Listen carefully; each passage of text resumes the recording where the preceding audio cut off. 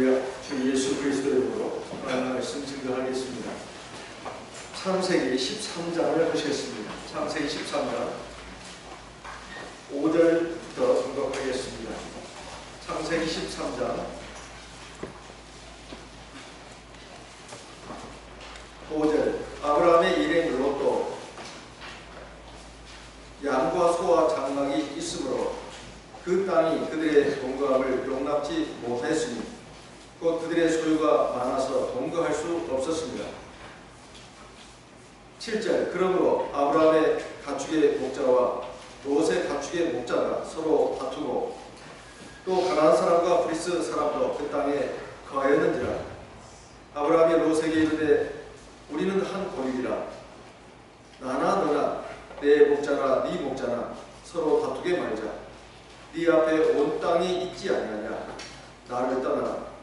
네가 좌하면 나는 우하고 네가 우하면 나는 좌하리라.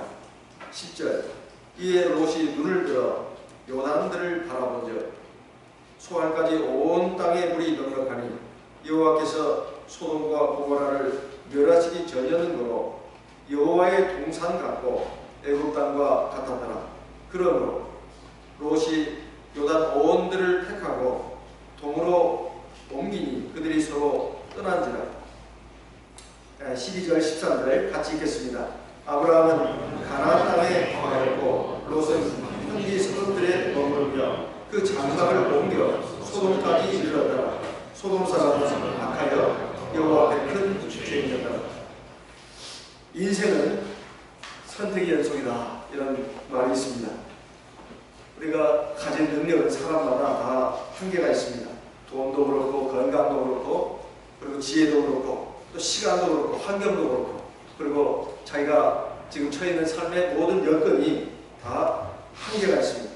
그렇지만 그 가운데서도 상당한 선택의 자유를 누리면서 사는 것이 바로 우리 사람입니다. 이 선택의 자유가 있기 때문에 그래도 어느 정도 행복한 삶을 꿈꾸면서 살아갈 수 있는 것이 바로 인생이기도 합니다. 그런데 이 선택이라고 하는 것이 자유이긴 하지만 그 선택의 결과는 반드시 책임으로 남는다는 겁니다. 그 선택의 결과가 하찮은 것일 수도 있습니다.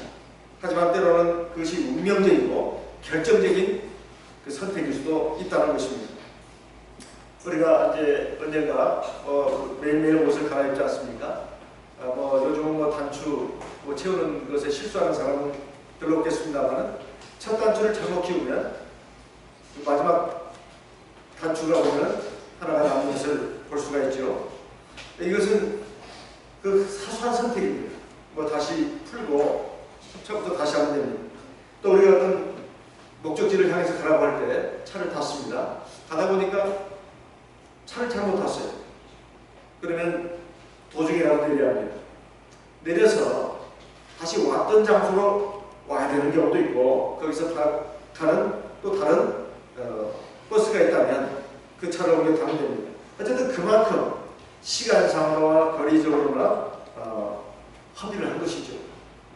우리 인생을 살아가면서 여러 가지 크고 작은 문제들을 놓고 선택해야 될 그런 경우가 많이 있습니다. 오늘 두 사람의 얘기가 나오는데 바로 우리 믿음의 조상 아브라함 그리고 그의 조카 롯입니다. 아브라함이 하나님의 말씀을 따라서 자기 본토 친척 고향 아비집을 떠날 때 조카 롯이 삼촌을 따라 나왔습니다. 창세기 12장 4절에 보면 그 말씀이 나옵니다. 이에 아브라함이 여호와의 말씀을 쫓아갔고 롯도 그와 함께 갔으며 아브라함이 하란을 떠날 때 그 나이 75세였다. 조카의 나이가 어느 정도인지는 알 수가 없지만 삼촌 아브라함을 따라서 나왔다. 왜냐하면 이 조카 롯은 아브라함으로서는 동생입니다. 동생의 아들이다. 그래서 이 아들을 갖다가 자기 자식처럼 키웠던 것입니다. 또 이 조카 롯은 삼촌 아브라함을 갖다가 아버지처럼 생각하고 살아왔던 걸로 압니다. 그러니까 이제 따라 나선 것이죠. 그런데 이제 결정적으로 운명의 시간이 왔습니다. 바로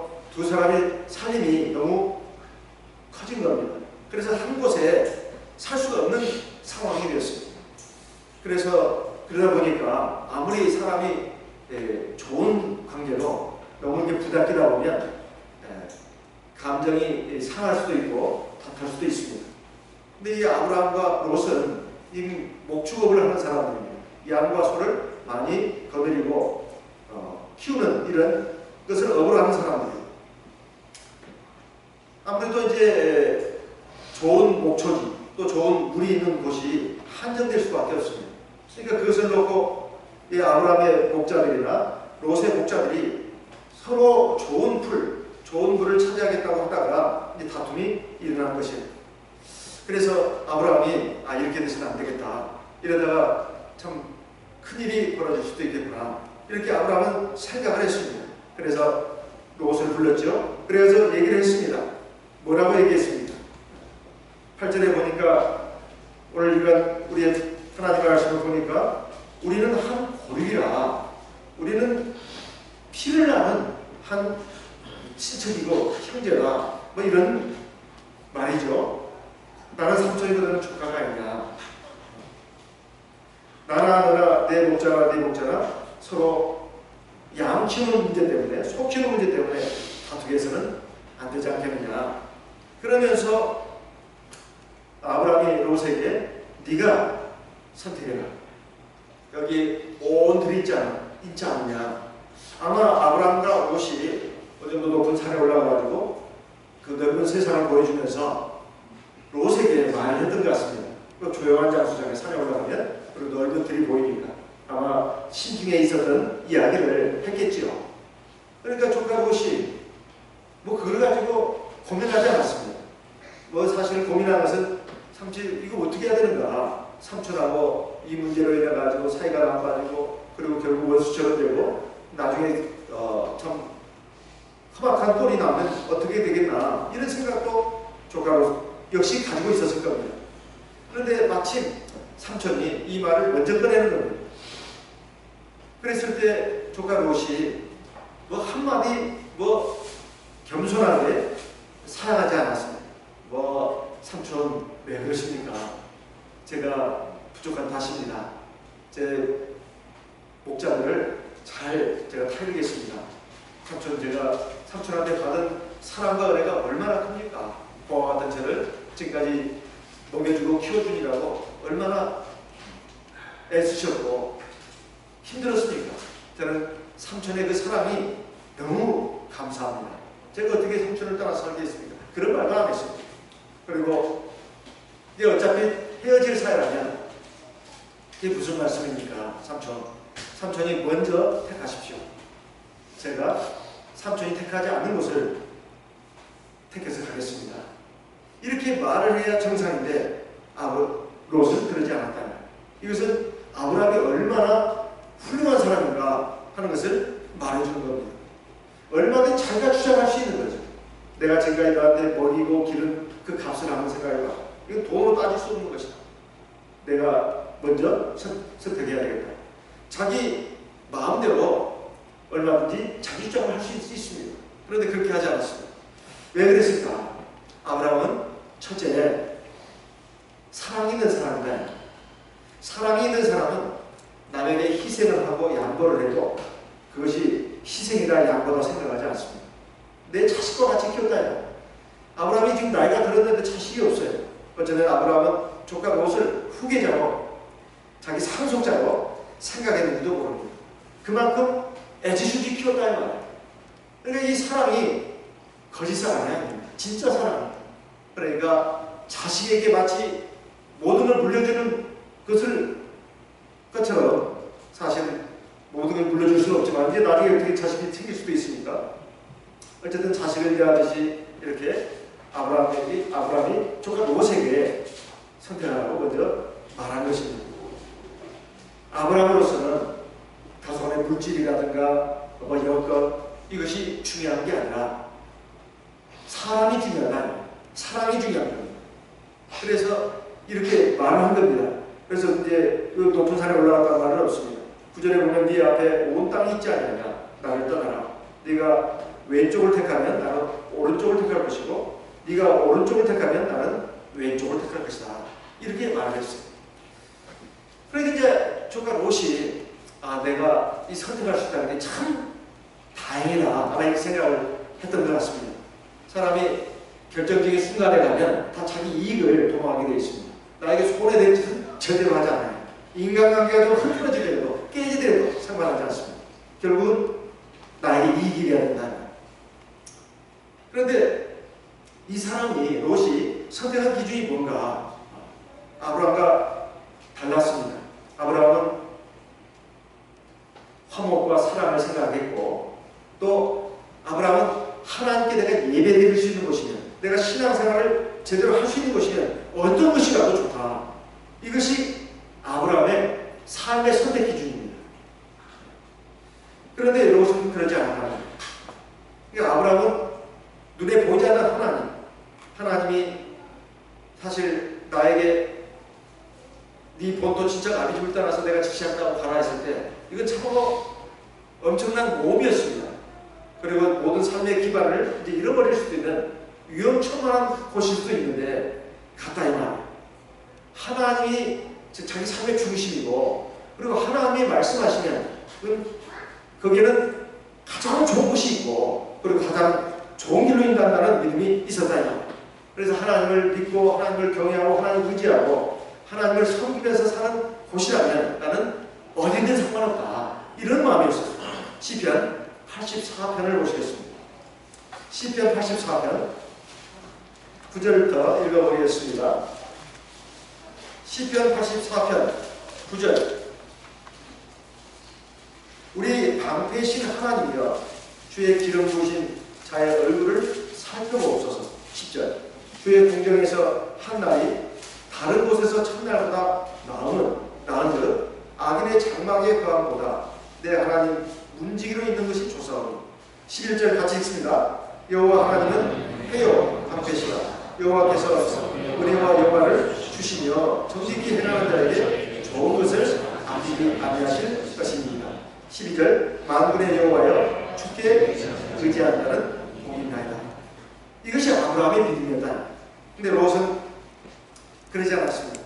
신앙이 아니라 눈에 보이는 대로, 자기 눈에 좋게 보이는 대로 선택을 했다는 겁니다. 롯이 눈을 들어봤다고 했습니다. 눈을 들어봤다는 것은 눈을 어떻게 들 수 있을까요? 이것은 굉장히 주의 있게 살폈다는 뜻입니다.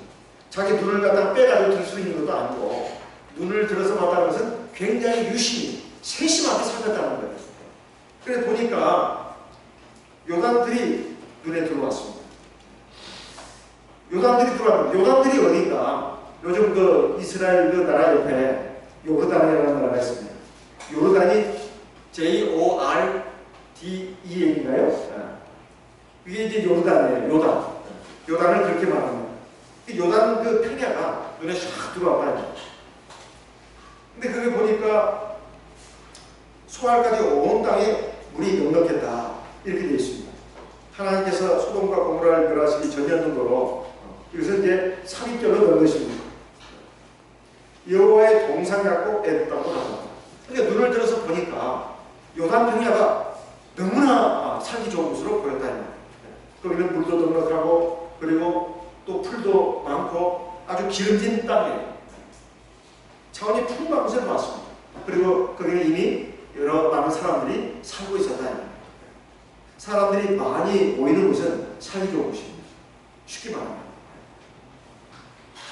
이걸 우리가 몇십 년 인생을 살아보면 안 돼요. 사람이 많이 모이는 곳은 살기 좋은 곳이에요. 육신적으로. 사람이 살지 않는 곳, 살기 불편한 곳입니다. 그러니까 롯이 그 요단들을 바라본 것은 객관적으로도 맞는 말입니다.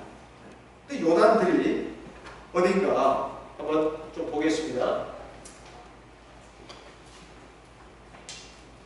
지난 시간에 창세기에서 우리가 볼 때 아브라함이 하나님의 말씀을 듣고 이 갈대아 우르, 그러니까 이라크 남부 지역입니다.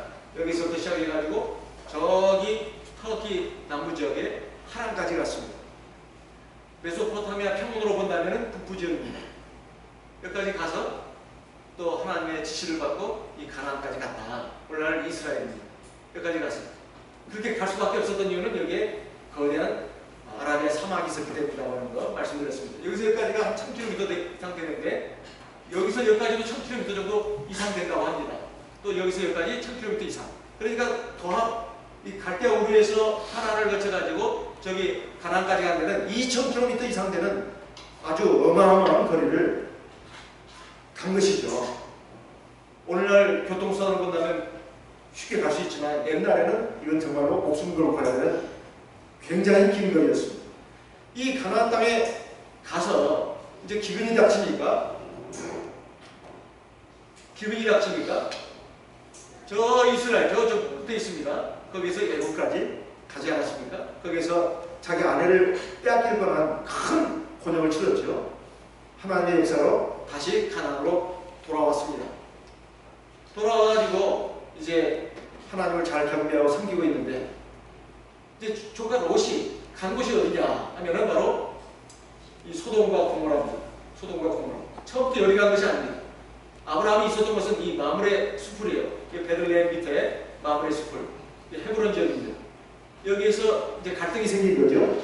갈등이 생겨가지고 아브라함이 조카 롯을 분가시켰는데 아마 이쪽 지역으로 이제 온 것 같습니다. 이쪽 지역으로 오다가 소돔과 고모라 지역까지 가게 된 것입니다.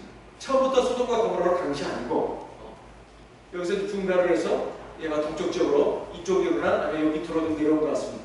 그래가지고 소돔과 고모라 지역으로 갔다 이거. 그래가지고 남북 전쟁이 일어나지 않았습니까? 가나안 최초의 전쟁이죠. 그래가지고 조카 롯이 사로잡혀 갔죠. 북방의 4개 나라. 그러니까 가나안 북부 지역에 있는 4개 나라. 여기는 나라 이름이 안 나옵니다. 나오지 않아요. 그냥 도시 이름만 좀 나오죠. 그래서 이 북방의 4개 나라가 남쪽에 소돔, 고모라, 소알, 아드마, 스보임 이 5개 나라를 공격하지 않았습니까?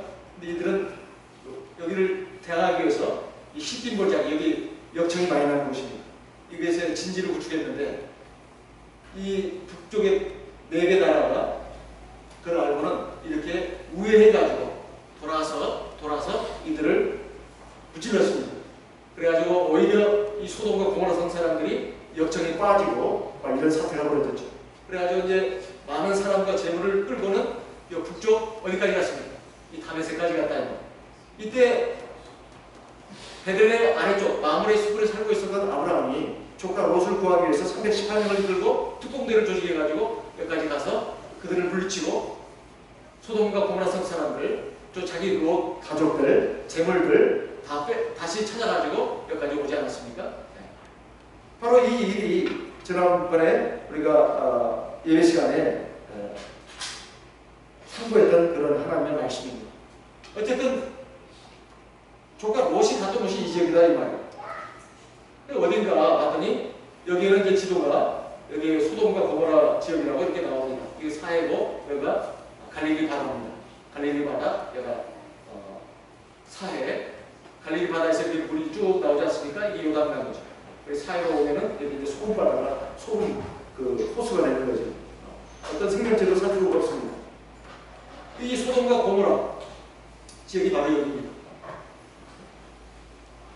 아브라함이 살던 곳은 이쪽이다.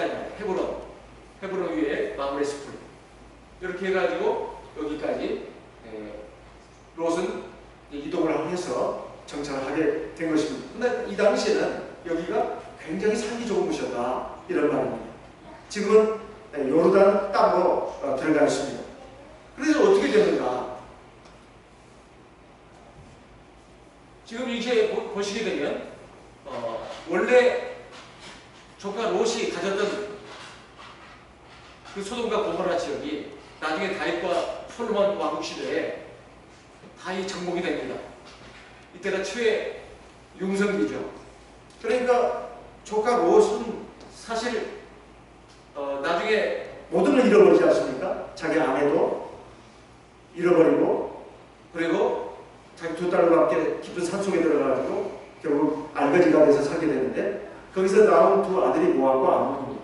그 모압과 암몬 족속이 바로 지금의 요르단 지역에 이렇게 살았는데 나중에 훗날 아브라함의 후손 모세입니다. 이스라엘 백성을 이끌고 가나안 땅에 돌아와가지고 이제 이 모압과 암몬 족속도 정벌하게 되죠. 결국은 이스라엘 백성의 지배 안에 들어가게 됩니다. 나중에 멸절됩니다. 이것이 지금 롯이 선택한 결과가 나중에 이렇게 됐다, 이런 말씀입니다. 롯은 눈에 보아서 좋은 것을 선택했습니다. 넉넉한 물을 보았죠. 자원의 풍부한 것을 보았습니다. 선택을 갖다가 우리 인생의 선택을 그런 식으로 하다 보면 속보다 그것을 보기가 쉽습니다. 그리고 미래보다는 현재를 중시하기가 쉬워요. 롯은 현재를 택했고, 그리고 그것은 겉으로 보이는 좋은 것을 택했습니다. 그렇지만 그 속에 있는 죄악을 보지 못했다는 거예요. 그리고 결국은 하나님의 진노의 심판을 받고 멸망할 그 미래를 보지 못했습니다. 근데 이 롯은 어쨌든 간에 눈으로 봤을 때 풍부한 물이 있고, 그리고 좋은 목초지가 있고, 또 생활에 안락함이 있는 그런 소돔과 고모라, 그 요단들판을 택해서 갔다 이말이에요. 이스라엘 사람들이 농담 삼아서 하는 말이 있다고 합니다. 모세는 참 멍청한 지도자를 했다.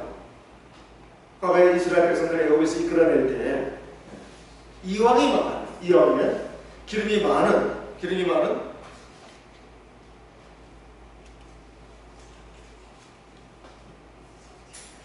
이 사우디아라비아 이쪽으로 좀 인도하지. 그랬으면 우리가 큰 고생 없이 굉장한 부자가 됐을 텐데, 어찌 자원도 없고 물도 없는 그 메마른 땅,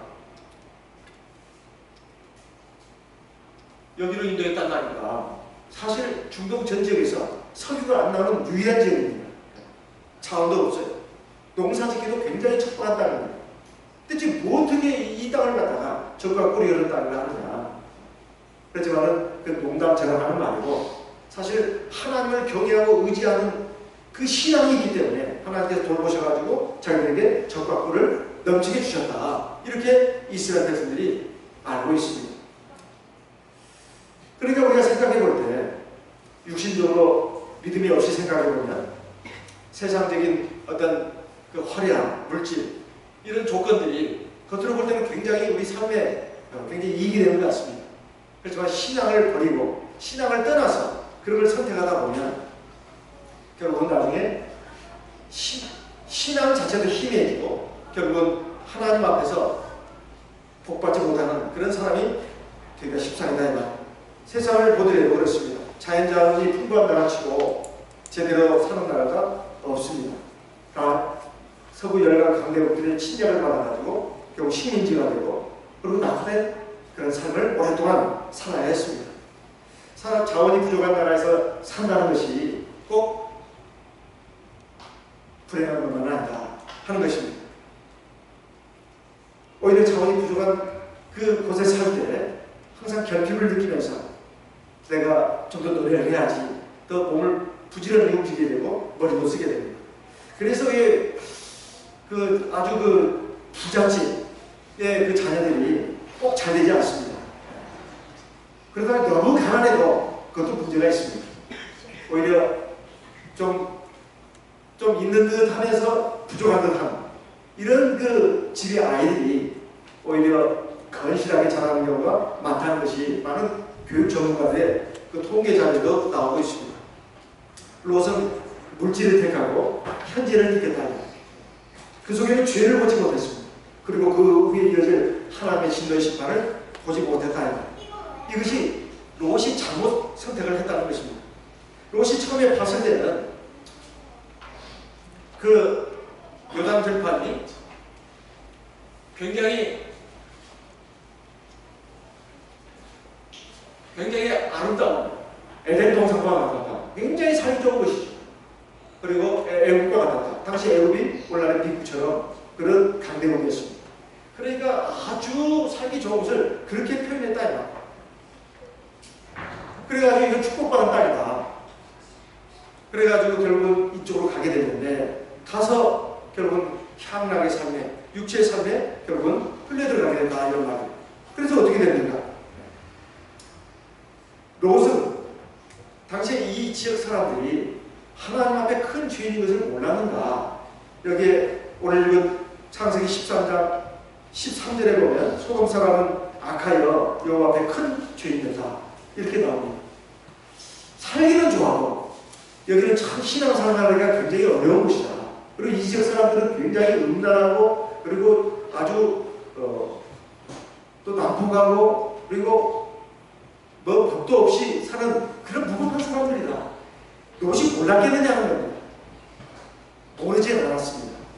알았다고 봐야 합니다. 그런데 내가 어떤 사람이야? 나는 그래도 신앙이 있는 사람인데 내가 이 집에 가더라도 나는 내 신앙을 지킬 수가 있어. 그리고 얼마든지 내가 하나님을 경외하면서 살 수 있어. 이렇게 생각을 했다고 봐야 합니다. 그런데 사람이 꼭 그렇게 되는 게 아닙니다.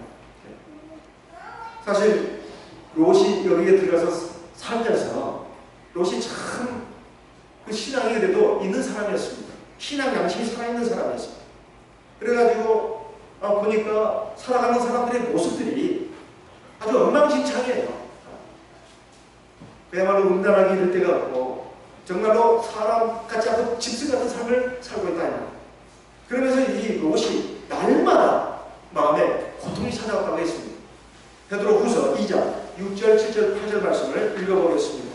베드로후서 2장입니다. 베드로후서 2장 6절, 7절, 8절 같이 읽어보겠습니다. 베드로후서 2장 6절, 7절, 8절입니다. 같이 읽어보겠습니다. 소돔과 고모라 성을 멸망하기로 전하여 제가 내게 하사 후세에 경건치 아니한 자들에게 본을 삼으셨으며 7절 무복한 자의 음란한 행실을 인하여 고통하는 의로운 것을 거두셨으니 8절 이 의인이 저희 중에 거하여 날마다 저 불법한 행실을 보고 들으므로 그 의로운 행실을 신령을 사랑합니다.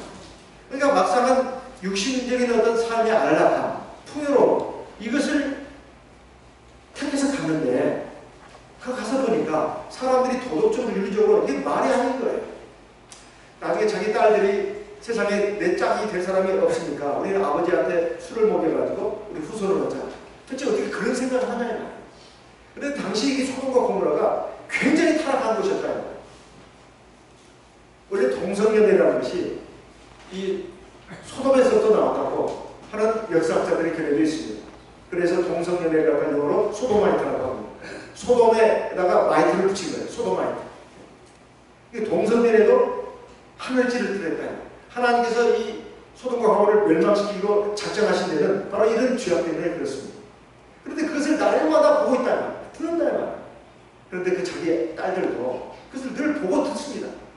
그러니 첫째 롯은 자기가 그런 것을 들을 때마다 지금 들어보지도 못한 그런 죄악들.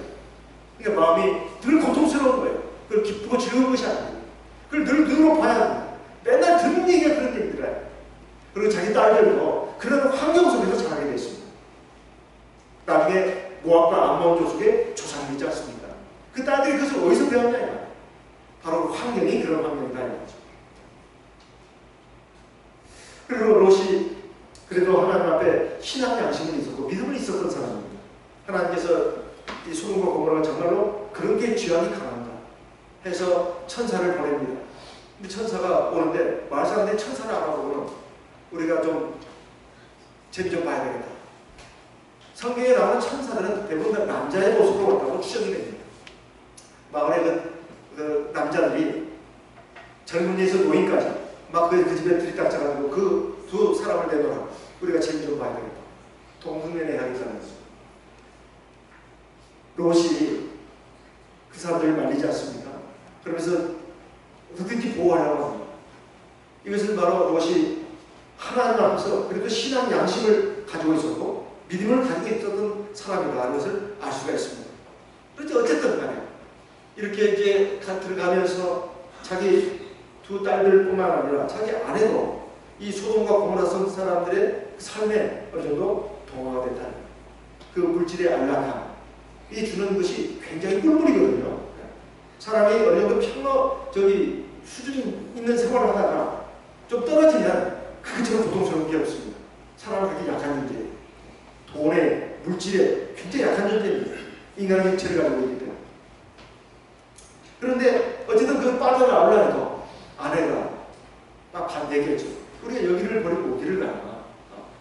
지금까지 우리가 모아놓은 재산도 있고 또 이 삶이 얼마나 좋은데 아마 아내가 반대했겠죠. 근데 요건 롯은 늘 고통을 받는 것입니다. 나갈 수도 없고. 그런데 결국 어떻게 됐는가? 결국 우리가 잘 아는 바와 같이 창세기 19장 이하에 보게 되면 하나님께서 하늘에서 유황불을 갖다가 비올시 내리게 해가지고 결국은 다 여기를 갖다가 어떻게 합니까? 다 잿더미로 되게 하지 않습니까?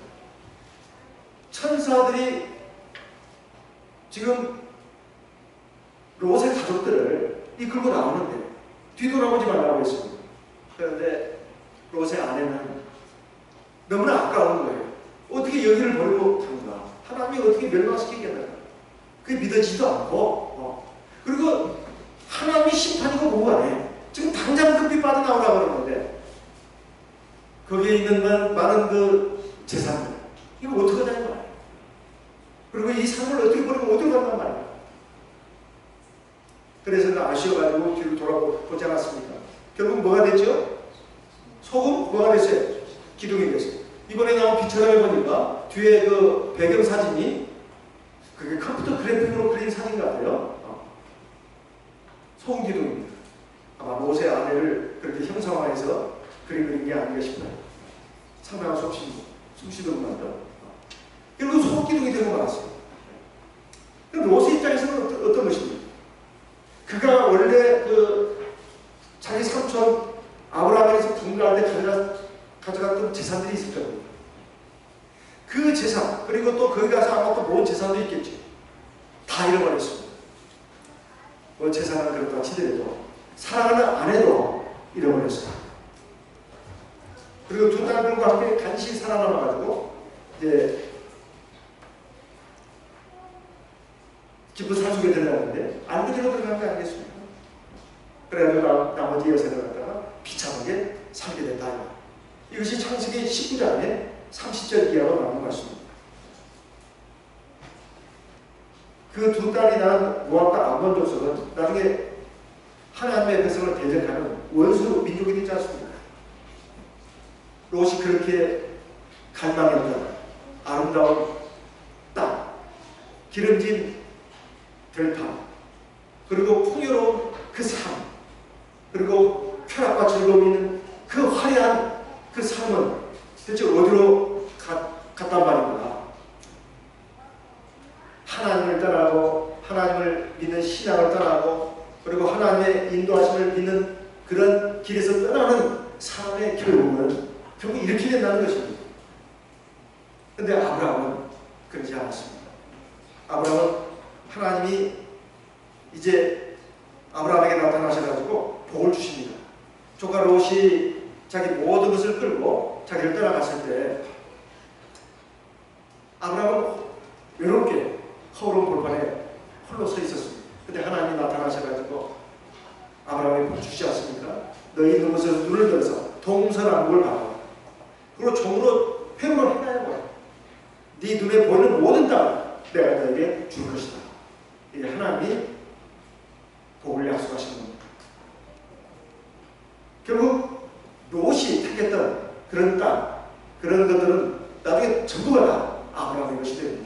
아브라함의 후손 것이 되지만은 사실 아브라함 것이 되는 것이 아니겠습니까? 제가 신고했던 교회, 전주교회가 있는데 저보다 앞서 신고했던 그 목자님이 계십니다. 그분은 지금 원래 목자님 되셨어요. 그분이 언젠가 개인적으로 저한테 들려주신 간증입니다. 전주교회에 한 대학생 자매가 있었다는 거예요. 이 자매가 예수간호 전문대를 다니는데 이제 간호사가 이제 돼야 되지 않습니까? 그런데 이 자매가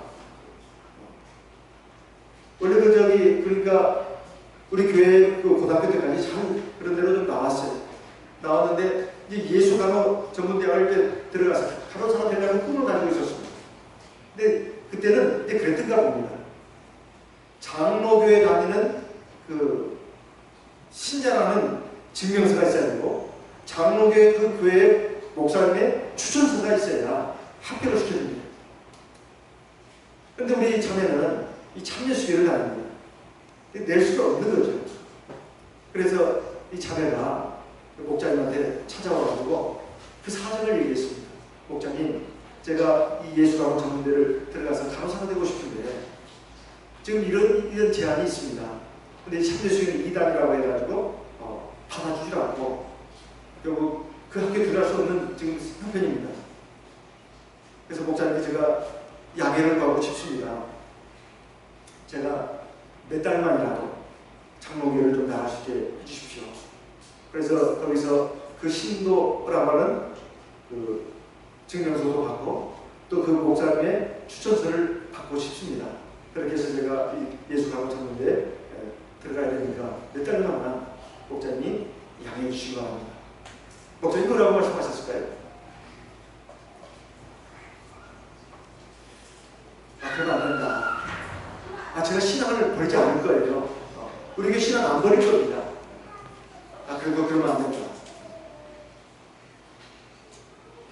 그러니까 이 자매가 제가 신앙을 버리겠다는 것도 아니고 그저 대학교에 내가 원하는 과에 입학하기 위해서 잠시 잠깐 좀 편법을 쓰는 것인데 목사님 그걸 말도 안 된다고 하십니까? 그래도 안 된다. 하나님 믿고 의지하고 그래야지 신앙을 잃어버릴 수도 있고 하나님 믿는 백성으로서 그걸 바르지 않습니다. 이렇게 얘기를 했습니다. 그런데 이 자매가 실망을 했어요. 그리고 마음속에 화가 났던 모양이죠. 교회를 안 나왔습니다. 일반 교회를 나왔어요. 그래가지고 거기서 아마 이제 신도 증명서도 받고 그리고 추천서도 받은 것 같습니다. 그래서 예수 강호 전문대를 들어갔어요. 어떻게 됩니까? 사실 제가 전주교회 심호해가지고 있을 때 아마 제가 목자 연수회 때 그 원로 목자님한테 그 간증을 들은 것 같습니다. 근데 어떻게 됩니까? 교회를 안 나오는 거예요. 원래 그 의도대로 하면 이제 학교에 들어가기만 하면 교회를 나와야 되는데 안 나오는 것입니다. 그 자매의 아버지 되는 사람이 이제 전주교회 온 적이 있습니다. 근데 딸을 걱정하는 거예요. 딸의 신앙. 그래서 목사님 신방 좀 해달라. 그래서 제가 신방을 했던 것으로 기억을 합니다. 그런데 그 아버지와 함께 갔던가 제가 좀 기억이 분명치가 않습니다. 근데 이미 우리 교회 신앙을 떠난 상태예요. 그래서 그 학교를 졸업하고 간호사가 된 걸로 압니다. 그런데 말입니다. 얼마 후에 우리 전주교회 집사님들이 얘기하는 내용을 들어보니까 그 자매가 간호사도 얼마 하지도 못했답니다. 그리고 그만뒀다는 거예요. 그 뒤로 어떻게 되는지 모르겠습니다. 그래서 제가 몇 주 전이죠. 안식일 예배 때 여기서 말씀을 증거하다가 부산에 어떤 성도님이 어느 해에 태풍이 불고 또 홍수 피해가 있어가지고 정부에서 보상금 받아가지고 뭘 샀다고 했죠? 비싼? 그렇죠. 하나님 말씀은 기억을 해도 그러면 잊어버리고 괜찮아요. 비싼 외국 비싼 개를 사가지고 또 어떻게 했다고 했습니까? 사고 집에 돌아온 순간부터 후회를 해서 밤새도록 하나님께 기도해서 그것을 다시 팔고 그 돈을 다시 손에 쥐게 됐다는 그 간증을 하지 않았습니까? 그분의 따님입니다. 그분의 따님이 부산에서 어느 대학에 영어과를 들어갔습니다. 그래서 한 1학년인가 2학년 정도 다니다가 미국에 이민 간 언니들 초청으로 미국으로 가게 됐어요. 그래서 거기서 대학을 또 들어가가지고 거기서 4년제 대학을 졸업을 했습니다. 거기서 이제 취업도 하고 영주권도 이제 갖게 되는 이제 그런 사람이 됐는데 세계적으로 물류회사로서 유명한 회사가 있습니다. 미국이 갖고 있는데요. 페덱스하고 DHL이라고. 근데 페덱스가 더 큰 회사입니다. 그 페덱스에 취업이 됐어요. 그래가지고 한국에 발령이 났습니다. 그래가지고 서울 강화문 쪽에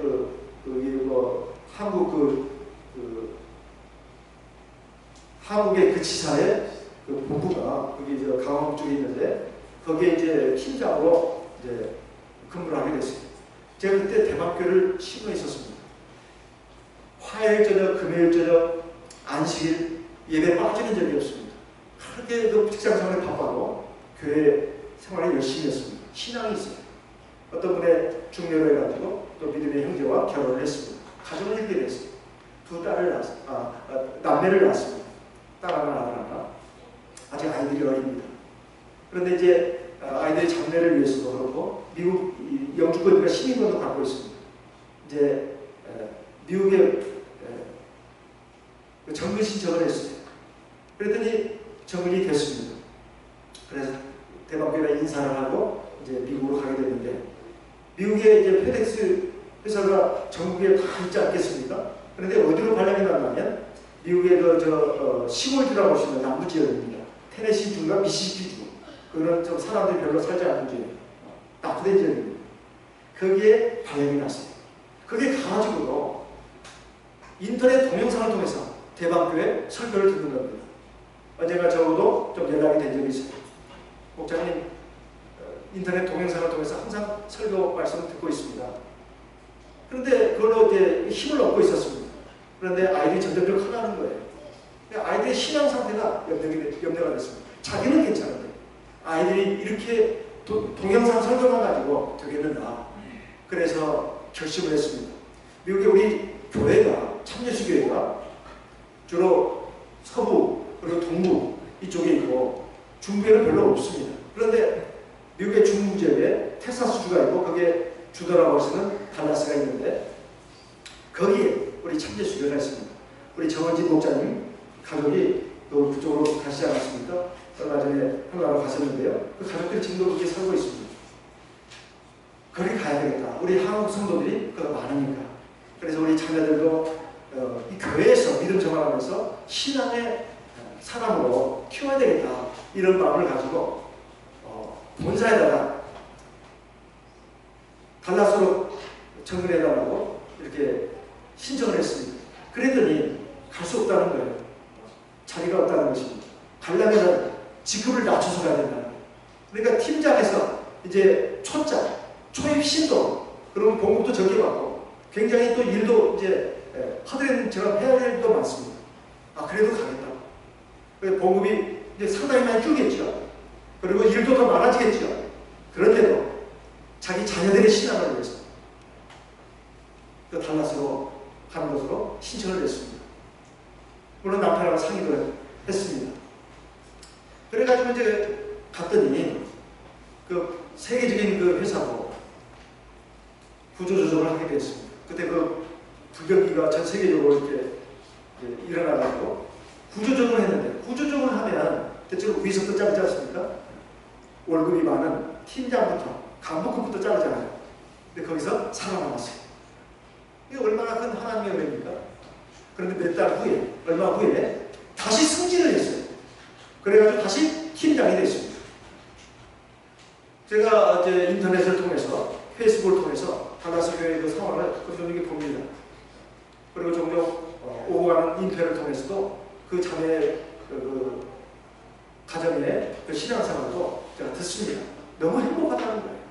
달라스 교회의 신도들의 한 3분의 1은 우리 한국 성도들입니다. 그러니까 막 믿음 생활, 교회 생활 잘하고 있는 모습들을 그 사진을 봐도 알 수가 있어요. 얼마나 행복해하는지. 이것이 바로 믿음으로 택하는 사람들의 이게 하나님이 주시는 은총입니다.